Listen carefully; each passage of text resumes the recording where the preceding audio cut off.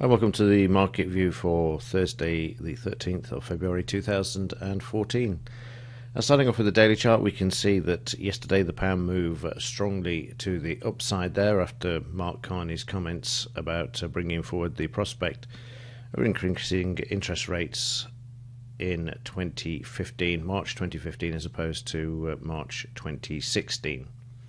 If you want any information about the rest of his comments, then have a look at the BBC Business site. They are all there. So the net effect of these comments and bringing forward the potential increase in interest rates sent the pound moving higher. And if we look at the 30-minute chart, we had a signal before he was to speak at 8:30, a couple of hours before, and we can see the market moved up just before he started to speak, giving the 20 pip profit there. Of course, the market moved down sharply, didn't hit the stop when he did start to speak and made his announcement. We see the market moved higher.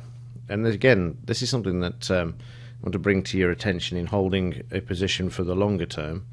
If you see the first red bar here, you can see that we had two more consecutive red bars. But 50% below this red bar, which I've used from the markup here, annotations, extend right 50%, and just drawn this below the first red bar just to get an idea of the market strength. And we can see here the market trades down towards the low of the 50% retracement, and also the 165, just over the 165 area here of the psychological support. And then we see the market continue to move higher. We have the same thing here where we have 3 bars down and a green, and then the resumption again.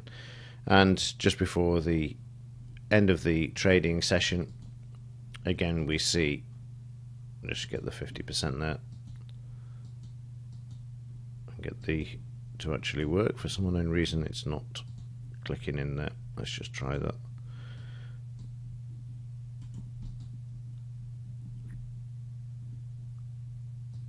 And there we go. So we can see the market again still finding support at this area, another green candle, and the market moving higher. And this is one way to actually gauge the momentum in a market, and that's when you have an established uptrend. When you get a red candle, draw 50% below it and see what the market does. And then when you get a green coming back into the market, it does give you the opportunity to actually re-enter the market and take the trade with the actual trend. Of course, you don't get this every time or every day, but when you get news items or like the Bank of England governor and one or two other news items where the economic figures are strong, it does allow you to actually get in without a PTP being drawn on the chart as well. The reason I'm pausing is that there's also another way of doing this as well, which is to use a 20 bar average as well. So I'm just going to just pop one of these on the chart for you. And again, you can see that the market, once it's broken that 20 bar average, continues to stay above as well. So looking inside of the micro detail here, you can see 3 reds and then green, and then the market staying within the long side based upon that 20 bar average there as well. So there are other ways of actually taking advantage of a move that is established from an economic news item or any other news item that happens to move the market on a particular day. So whether that's some geopolitical news or whatever that wouldn't be an economic news item, would allow a certain trend to be established, and this is a way, or a couple of methods, of allowing you to actually get in and take advantage of those moves. Again, I would still use the volume and have a look, see what's actually happening in the market. We can see, if we just put on the crosshairs, just do this, and we can see there we've got a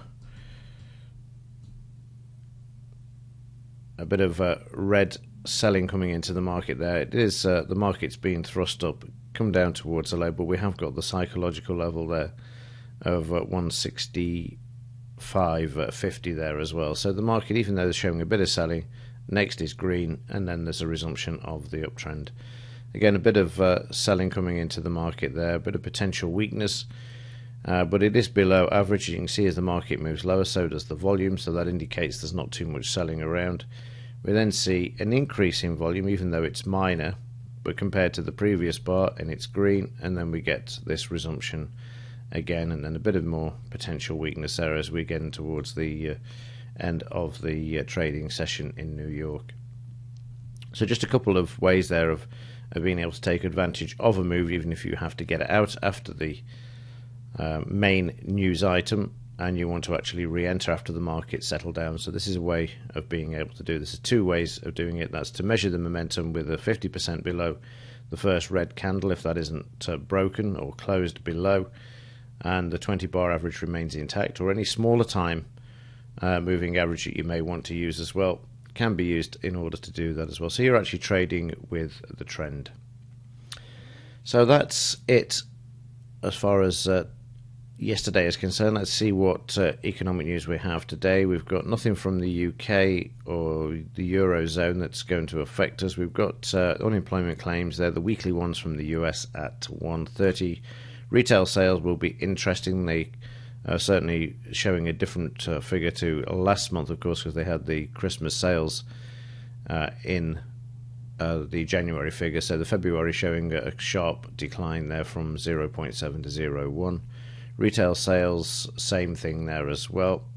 And it looks like Yellen's going to testify once again, which will be interesting to hear what she has to say. So that's happening at 3 p.m. as well, so keep that in mind as well.